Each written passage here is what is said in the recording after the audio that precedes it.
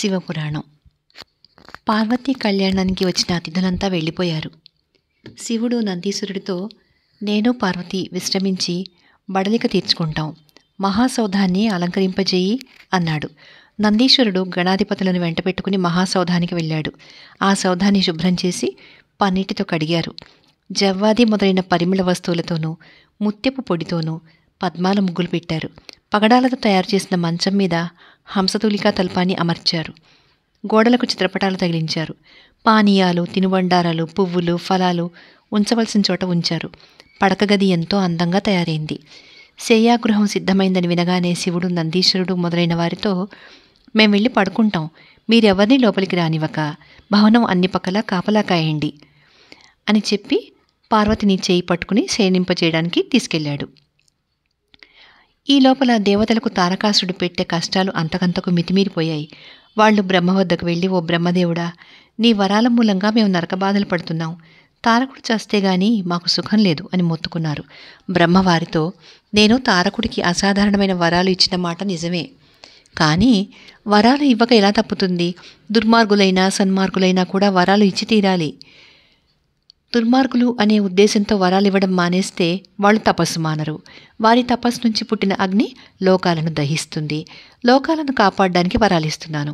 ఆ వరాల సహాయంతో వాళ్ళు లోకాలను పీడిస్తున్నారు. ఆ కారణంగా వారిని చంపే అవసరం కలుగుతోంది. మనం విష్ణువు వద్దకు వెళ్ళి కష్టాలు చెప్పుకుందాం అన్నాడు. అందరూ కలిసి విష్ణువు వద్దకు వెళ్ళి తారకుడు పెట్టే బాధలను గురించి చెప్పుకున్నారు. విష్ణువు వారితో, పార్వతీ పరమేశ్వరుల వివాహం జరిగింది. వారు దాంపత్య జీవితం గడుపుతున్నారు. వారికి కుమారుడు కలగగానే మీ కష్టాలు తీరిపోతాయి అన్నాడు. శివపార్వతుల దాంపత్యం ఆరంభమై చాలా కాలమైంది. ఇంకా వారికి కొడుకు పుట్టలేదు. నువ్వు వచ్చి శివుణ్ణి చూసి మా గోడు ఆయనకు చెప్పాలని మా ప్రార్థన అన్నారు దేవతలు విష్ణువుతో. విష్ణువు బ్రహ్మాది దేవతలను వెంటపెట్టుకుని కైలాసానికి వచ్చాడు. శివుడి భవనం చుట్టూ నందీశ్వరుడు మొదలైన వాళ్ళు కాపలా ఉన్నారు. విష్ణువు నందీశ్వరుడితో, మేము శివుణ్ణి చూడవచ్చాం, మమ్మల్ని లోపలికి వెళ్ళని అన్నాడు. శివపార్వతులు లోపల ఏకాంతంలో ఉన్నారు. ఎవరినీ లోపలికి రానియొద్దని శివుడి ఆజ్ఞ. ఆయన ఆజ్ఞ పాలించడం మా విధి, మమ్మల్ని మన్నించాలి అన్నాడు నందీశ్వరుడు విష్ణువుతో. వాళ్లంతా వచ్చిన పనికి విఘ్నం కలిగింది. అందుచేత విష్ణువు దేవతలతో, పార్థివలింగాన్ని తయారు చేసి శివ పంచాక్షరి జపిస్తూ పూజిస్తే శివుడు ప్రసన్నుడై దర్శనమిస్తాడు అని సలహా ఇచ్చాడు. దేవతలు మట్టితో పార్థివలింగాన్ని తయారు చేసి పంచాక్షరియుక్తంగా షోడశోపచార పూజలు చేసి హరహర మహాదేవ శంభో అని గట్టిగా అరిచారు. స్తోత్రప్రియుడైన శివుడు అది విని పార్వతిని వదిలేసి ద్వారం వద్దకు వచ్చి, దేవతలారా, దాన్ని ఎందుకు ప్రార్థిస్తున్నారు అని అడిగాడు. బ్రహ్మ మొదలైన వాళ్ళు ఆయనతో, ఈశ్వర, తారకుణ్ణి చంపడానికి నీ తేజస్సుతో ఒక కొడుకుని సృష్టించు అన్నారు. ఆ మాట వినగానే శివుడు తన తేజస్సుని అగ్నిగుండంలో విడిచాడు. పార్వతి ఇది చూసి అలిగి దేవతలకు సంతాన ప్రాప్తి లేకుండా శపించింది. శివుడి తేజస్సును ధరించిన అగ్ని తాపంతో బాధపడుతున్నాడు. ఇంతలో సప్తమహర్షులు అగ్నిలో హోమాలు చేసి పూర్ణాహుతి ఇచ్చారు. ఆ సమయంలో అగ్ని సప్తమహర్షుల భార్యలను చూసి మోహించి వారి కోసం విరహం పొందాడు. ఈ విషయం అగ్నిహోత్రుడి భార్య అయిన స్వాహాదేవి తెలుసుకుంది. ఆమె ఒక్కొక్క ముని భార్య రూపంలోనూ అగ్ని వద్దకు వచ్చి అతనితో జతకూడింది. అరుంధతి రూపం ధరించడం మాత్రం ఆమెకు సాధ్యం కాలేదు. ఈ విధంగా స్వాహాదేవి శివుడి తేజస్సును 6 భాగాలుగా తన గర్భాన ధరించింది. ఇందువల్ల స్వాహాదేవికి భరించరాని వేదన కలిగింది. అందుచేత ఆమె శివ తేజస్సును కైలాసం మీద ఉండే ఒక శిఖరాన వదిలేసింది. వాయుదేవుడు దాన్ని గంగలో పడేశాడు. గంగ దాన్ని ఒక ఒడ్డున ఉండే రెల్లు దుబ్బులలోకి నెట్టింది. అక్కడ ఆ శివ తేజస్సు పరిపక్వమై మార్గశిర షష్ఠి ధనిష్ఠ నక్షత్రంలో వృశ్చిక లగ్నాన ఒక పిల్లవాడుగా రూపొందింది. ఆ పిల్లవాడికి 6 ముఖాలు, 12 చేతులు, వజ్ర శరీరం ఉన్నాయి. ఆ కుర్రవాణ్ణి అగ్నిహోత్రుడి వల్ల 6 ముని భార్యలు కన్నారు అని లోకంలో వాడుక పుట్టింది. అది విని ఆ మహామునులు తమ భార్యలను వెళ్ళగొట్టడానికి పూనుకున్నారు. స్వాహాదేవి వచ్చి వారితో, తప్పు నాది, మీ భార్యలు ఏ దోషము చేయలేదు అని చెప్పింది. కానీ మునులు వినక, లోకనిందను ఎలా మాన్పగలం అని చెప్పి తమ భార్యలను వదిలేశారు. ఆ ముని భార్యలు 6 గంగా తీరానికి వచ్చి 6 ముఖాల బిడ్డను చూశారు. వెంటనే వారు ఆ పిల్లవాడికి పాలు తాగించారు. బ్రహ్మదేవుడే స్వయంగా వచ్చి ఆ పిల్లవాడికి జాతకర్మ నామకరణం చేశాడు. ఆ పిల్లవాడే కుమారస్వామి. అతనికి షణ్ముఖుడని, స్కందుడని, గుహుడని అనేక పేర్లు వచ్చాయి. మునిపత్నులు అతనితో, నాయన, మమ్మల్ని మా భర్తలు వెళ్ళగొట్టారు, మాకేమిటి దిక్కు అని అడిగారు. నేను మీ కొడుకునే, మీరు నాకు తల్లులు, అందుచేత నా వెంటనే ఉండండి అన్నాడు కుమారస్వామి. కుమారస్వామి దినదిన ప్రవర్ధమానుడై కొండల మీద తిరిగి ఆడుకుంటూ, సింహాలను పులులను పట్టుకుంటూ వాటి మీద ఎక్కి సవారీ చేస్తూ వచ్చాడు. అతనికి శివుడి విల్లు దొరికింది. దాంతో అతను బాణాలు వేసి క్రౌంచ పర్వత శిఖరాన్ని ఖండించాడు. అది చూసి ఆ పర్వతం మీద ఉండే రాక్షసులు కుమారస్వామి మీదికి యుద్ధానికి వచ్చారు. కుమారస్వామి వారందరినీ చంపేశాడు. ఈ లోపల శివపార్వతులకు 21 మంది సంతానం కలిగారు. వారందరూ వేరువేరు గణాలకు మూలపురుషులై గణపతులైనారు. శివుడి ఆజ్ఞ చొప్పున నందీశ్వరుడు వెళ్ళి బ్రహ్మ, విష్ణు, ఇంద్రాది దేవతలను, గంగా తీరం నుంచి కుమారస్వామిని కైలాసానికి పిలుచుకొచ్చాడు. కుమారస్వామి తన తల్లులైన 6 కృత్తికలను వెంటపెట్టుకుని పుష్పక విమానంలో వచ్చాడు. పార్వతీ పరమేశ్వరులు కుమారస్వామికి ఎదురు వెళ్లి కౌగిలించుకుని తీసుకొచ్చి సభలో తమ సమీపాన కూర్చోబెట్టుకున్నారు. అప్పుడు బ్రహ్మ కుమారస్వామి సమీపంలో నిలబడి, పార్వతీ పరమేశ్వరులారా, ఈ కుమారుడు ఈవేళ కైలాసానికి వచ్చాడు. రేపు అతన్ని దేవసేనలకు సేనాపతిగా అభిషేకించడం బాగుంటుంది అన్నాడు. ఆ మాటకు సభలో అందరూ సంతోషించారు. పార్వతీ పరమేశ్వరులు దేవతలందరి సమక్షంలో కుమారస్వామికి ఉపనయనం చేశారు. అనంతరం బ్రహ్మ పురోహితుడుగా ఉండి కుమారస్వామిని దేవసేనకు సేనాపతిగా అభిషేకం జరిపాడు. పార్వతీ పరమేశ్వరులు కుమారస్వామితో, నాయన, నువ్విప్పుడు దేవతల సేనాపతివి. నువ్వు దేవేంద్రుడికి అండగా ఉండి 3 లోకాలను ఆపదల నుంచి కాపాడాలి, దుర్మార్గులను, పాపాత్ములను సంహరించాలి, గొప్పవాడివి అనిపించుకుని గౌరవం పొందాలి అన్నారు. స్వర్గంలో విశ్వకర్మ చేత కుమారస్వామికి తగిన భవనాలు కట్టించారు. పార్వతీ పరమేశ్వరులు కుమారుడితో, నాయన, నీకోసం భవనాలు సిద్ధంగా ఉన్నాయి, నువ్వు వెళ్ళి వాటిలో నివాసం ఏర్పరచుకో అన్నారు.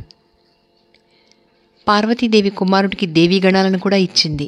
దేవతలు కుమారుడికి అనేకమైన వరాలు, అస్త్రశస్త్ర ఆయుధాలు ఇచ్చి తారకుణ్ణి సంహరించమని ఆశీర్వదించారు. తర్వాత కుమారస్వామి పార్వతీ పరమేశ్వరులకు, బ్రహ్మ, విష్ణు, ఇంద్రాది దేవతలకు మొక్కి తన గణాలతో, మీరు తారకుడి పట్టణాన్ని ముట్టడించడానికి తగిన సన్నాహాలు చేయండి అని చెప్పి రణభేరి వేయించి స్వర్గపట్టణానికి వెళ్ళి తన కోసం నిర్మించిన భవనాలలో ప్రవేశించాడు. అక్కడ శోణితపురంలో తారకుడికి వార్తలన్నీ అందాయి. శివుడి తేజస్సుతో పుట్టిన కుమారస్వామిని దేవతలు తమ సేనాపతిగా చేసుకుని తనను చంపించడానికి సిద్ధంగా ఉన్నారు. తారకుడు తన మంత్రులను, సేనానాయకులను రప్పించి, మన నగరం మీద దాడి జరగబోతున్నట్టు చారుల వల్ల తెలిసింది, మీరు కూడా ఆ దాడిని ఎదుర్కోవడానికి తగిన ప్రయత్నాలు చేయండి అని చెప్పి పంపేశాడు. తర్వాత శివభక్తుడైన తారకుడు పార్థివలింగాన్ని తయారు చేసి పూజకు అవసరమైన పంచబిల్వాలను, కొబ్బరికాయలను, పంచామృతాలను, పూలను, ఫలాలను, సుగంధాలను సిద్ధం చేసుకుని షోడశోపచార పూజలు చేసి అభిషేకాలు జరిపి ధూప దీప నైవేద్యాలు పెట్టి, ఈశ్వర, నిన్ను పూజించాను, పూజకు తగిన ఫలితం ప్రసాదించు అని దండం పెట్టాడు. అక్కడి స్వర్గంలో కుమారస్వామి దేవతల గురువైన బృహస్పతి పెట్టిన ముహూర్తంలో రణభేరి వేయించి దేవ, రుద్ర, వీరభద్ర దేవీ గణాలతో యుద్ధానికి బయలుదేరాడు. కుమారస్వామి దేవేంద్రుడు మొదలైన వారితో శోణితపురాన్ని చేరుకుని నగరాన్ని ముట్టడించి శిబిరం ఏర్పాటు చేయించాడు.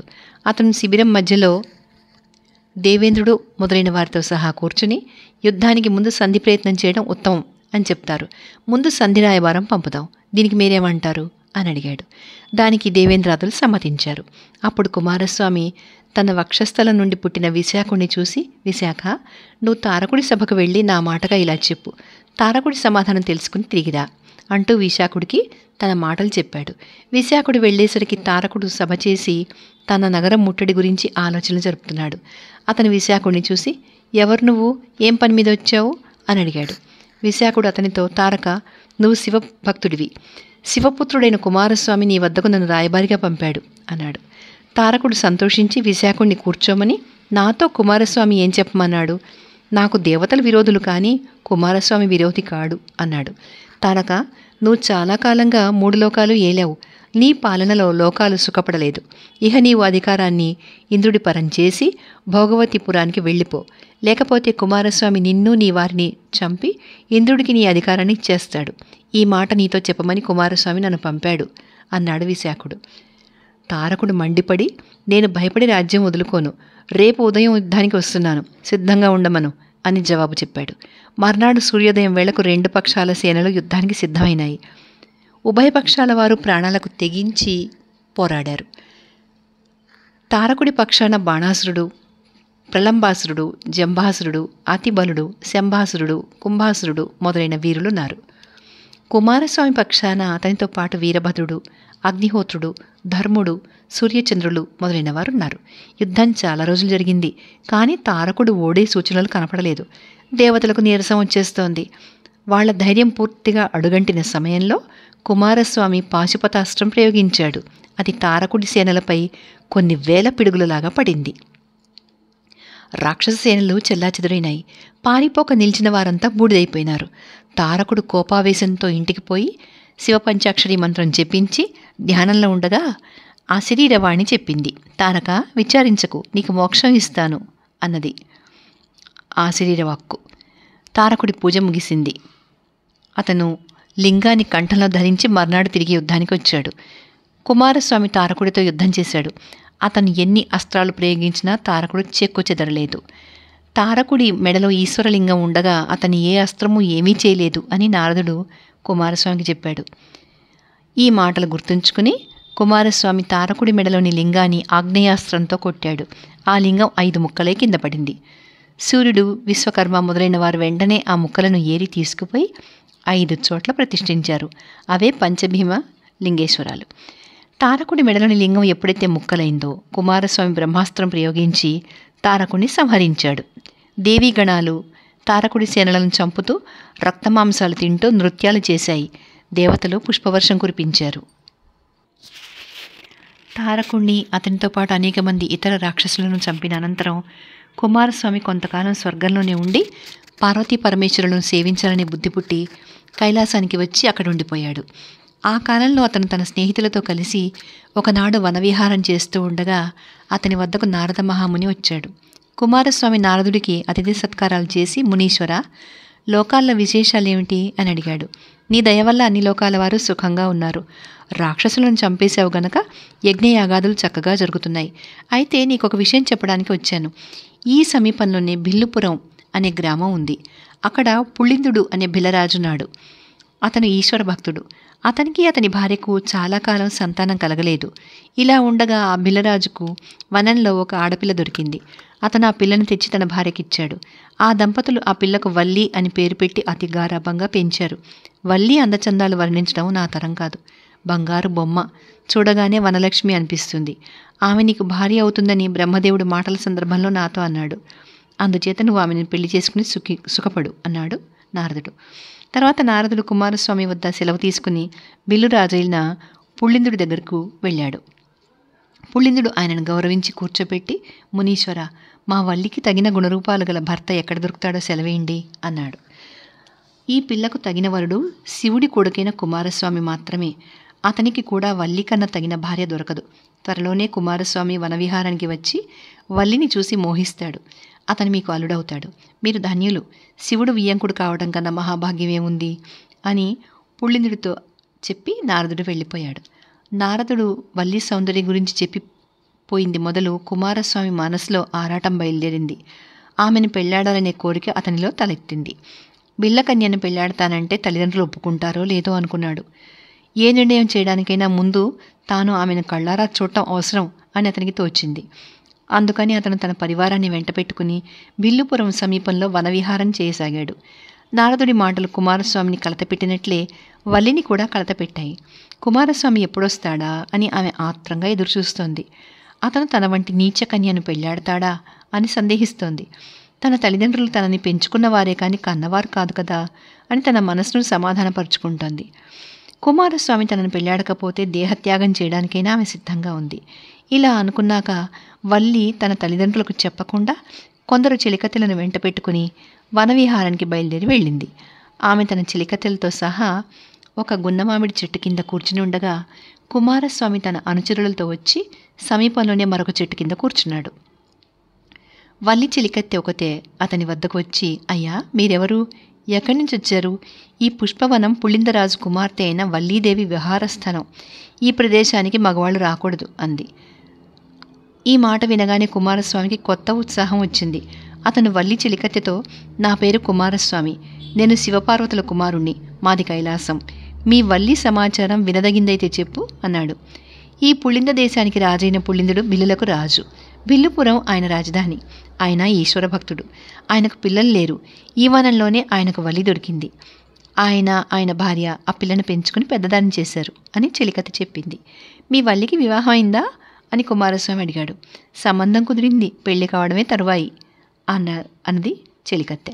కుమారస్వామి ఆత్రంగా, ఏమిటా సంబంధం, వరుడెవరు అని అడిగాడు. నిన్న మా రాజుగారి దగ్గరకు నారద మహాముని వచ్చాడు. శివుడి కుమారుడైన కుమారస్వామి వచ్చి వల్లిని పెళ్లాడతాడు అని ఆయన మా రాజుగారితో చెప్పి వెళ్ళాడు. అది మొదలు మా వల్లి కుమారస్వామి కోసం కలవరిస్తోంది. ఆవిడ గారికి క్షణమొక యుగంగా ఉంది. మేము ఆమెను వనవిహారానికి తీసుకువచ్చి ఈ మామిడి చెట్టు కింద కూర్చోపెట్టాం. నువ్వు ఇక్కడే ఉండు, వల్లిని తీసుకొస్తాను అని చెలికత్తె వెళ్ళి వల్లిని చేపట్టి లాక్కొచ్చింది. కుమారస్వామి వల్లి చేపట్టుకుని, నా వెంట వచ్చేయి, మనం పెళ్లి చేసుకుందాం అన్నాడు. నన్ను పెళ్లి చేసుకోదలిస్తే నా తల్లిదండ్రుల అనుమతి పొందాలి. లోకనింద తెచ్చుకునే పనులు చేయరాదు. కాసేపు ఇక్కడే ఉండు, మన పెళ్లికి మా వాళ్ళ అనుమతి పొంది వస్తాను అని వల్లి తన చిలికత్తెలతో సహా ఇంటికొచ్చేసింది. జరిగిన సంగతి తెలిసి పుళిందుడు సపరివారంగా కుమారస్వామి వద్దకు వచ్చి ఆ రాత్రి తెల్లవారుజామున లగ్నం ఉందని చెప్పి అతని పరివారాన్ని వెంట పెట్టుకుని విడిదిలో ఉంచి పెళ్లి ప్రయత్నాలు చేయడానికి ఇంటికి వెళ్ళాడు. ఈ వార్త తెలిసి పార్వతీ శివులు కైలాసం నుంచి వచ్చి కుమారస్వామి వివాహం జరిపించి వధూవరులతో సహా కైలాసం తిరిగి వెళ్ళిపోయారు. కొంతకాలం గడిచింది. శోణితపురంలో గజాసుడు అనేవాడు కూడా అవతరించాడు. వాడు కూడా బ్రహ్మను గురించి ఘోరమైన తపస్సు చేసి అనేక వరాలు పొంది 3 లోకాలను స్వాధీనం చేసుకుని ఎలసాగాడు. పరమశివ భక్తుడైన గజాసుడి పాలనలో ప్రజలందరూ సర్వసుఖాలు అనుభవించారు. వారికి ఎలాంటి ఈతి బాధలు లేవు.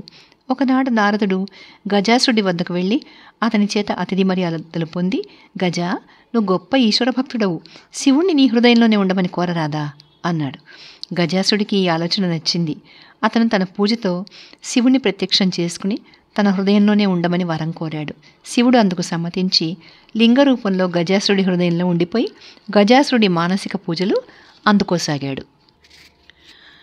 శివుడు ఏమైపోయింది పార్వతికి తెలియదాకా రుద్రగణాల చేత లోకాలన్నీ వెతికించి శివుడు లింగరూపంలో గజాసుడి హృదయంలో ఉన్నట్టు తెలుసుకుంది. ఆమె వెంటనే విష్ణువు వద్దకు వెళ్ళి, అన్నా, నా భర్తను గజాసుడు లింగరూపంలో తన హృదయంలో దాచుకున్నాడు, నువ్వు ఆయనను తిరిగి కైలాసానికి చేర్చాలి అని ప్రార్థించింది. విష్ణువు అలాగే చేస్తానని మాటిచ్చాడు. శివుడు కైలాసానికి తిరిగి వచ్చేదాకా గణపతులందరిలోకి పెద్దవాణ్ణి, కైలాసాన్ని, పార్వతిని సంరక్షించడానికి ఏర్పాటు చేసి విష్ణువు రుద్ర వీరభద్ర గణాలతో బ్రహ్మ వద్దకు వెళ్ళాడు. దేవేంద్రుడు మొదలైన వారు కూడా వచ్చి విష్ణువు తలపెట్టిన పని గురించి విన్నారు. తర్వాత అందరూ మారురూపాలు ధరించి రుద్రగణాలతో సహా శోణితపురం వెళ్లారు. నంది గంగిరెద్దుగా మారాడు. మిగిలిన వారంతా వివిధ వాద్యాలు వాయించే వాళ్ల వేషాలు ధరించారు. విష్ణువు ఎద్దును ఆడించేవాడుగా మారాడు. వాళ్ళందరూ శోణితపురం వీధులలో తిరుగుతూ గంగిరెద్దును ఆడిస్తూ శివస్తోత్రాలు చేస్తూ వచ్చారు. గంగిరెద్దు అద్భుతంగా మనుషులు చెప్పినట్టు చేస్తోంది అని విని గంగిరెద్దుల వాళ్లను గజాసుడు తన సభకు పిలిపించాడు. గంగిరెద్దు పాటకు తగినట్టుగా నృత్యం చేసేసింది. వాళ్ళు పాడే పాటలన్నీ శివస్తోత్రాలు.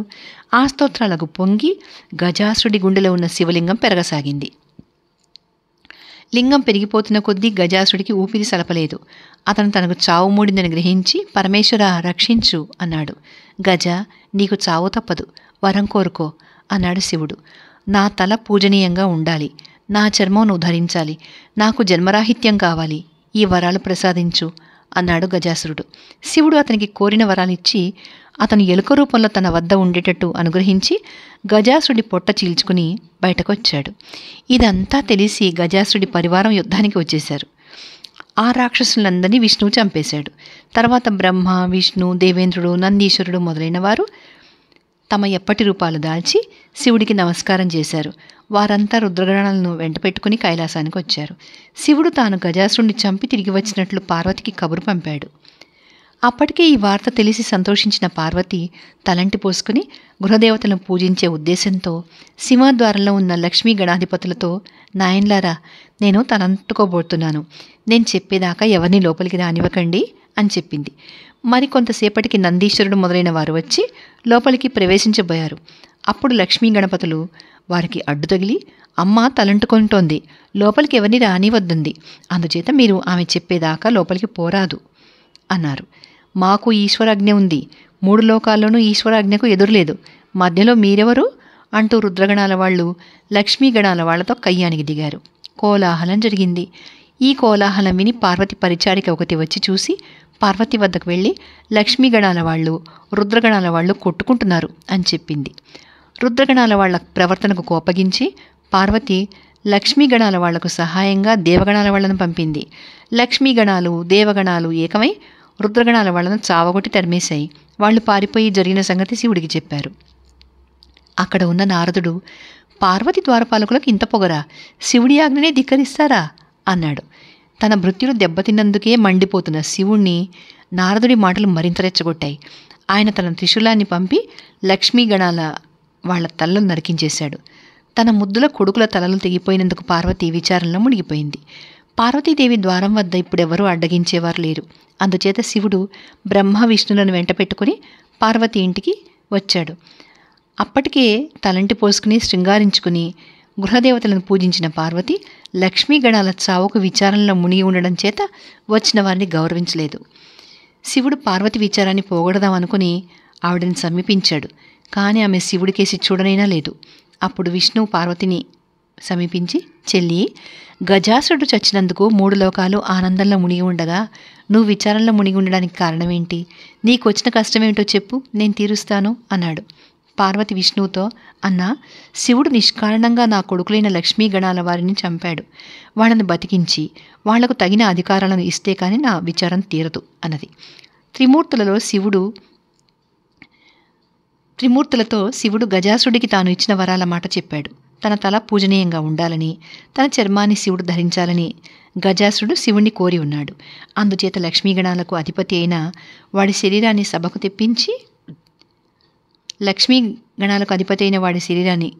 సభకు తెప్పించి రుద్రగణాలను పంపి గజాసుడి తల తెప్పించి దాన్ని లక్ష్మీగణాధిపతి శరీరానికి అతికించారు. వెంటనే లక్ష్మీగణాధిపతి నిద్రలేచిన వాడిలాగా లేచి నిలబడి పార్వతికి విష్ణువుకు నమస్కారం చేశాడు. అదేవిధంగా మిగిలిన 20 మంది గణాధిపతుల మొండాలకు ఏనుగు తలలు తగిలించారు. వెంటనే వారు కూడా బతికారు. లక్ష్మీగణాల వాళ్ళు ఈ విధంగా సజీవులు కాగానే పార్వతీదేవి పరమానందం చెందింది. ఆ ఆనంద సమయంలో విశ్వదర్శి అనే ఉపబ్రహ్మ సభలో లేచి నిలబడి, శివపార్వతులారా, నా కుమార్తెలైన జయలక్ష్మి మొదలైన వాళ్లను లక్ష్మీగణాధిపతులకు ఇచ్చి పెళ్లి చేద్దామనుకుంటున్నాను అన్నాడు. ఆ మాటకు అందరూ సంతోషించారు. బ్రహ్మ తానే పురోహితుడుగా ఉండి విశ్వదర్శి కూతుళ్లను గణాధిపతులకు పెళ్లి చేశాడు. గణాధిపతులలో లక్ష్మీ గణపతి పెద్దవాడు. అతని భార్య జయలక్ష్మి. తర్వాత ఏం జరిగిందో నెక్స్ట్ వీడియోలో విందాం.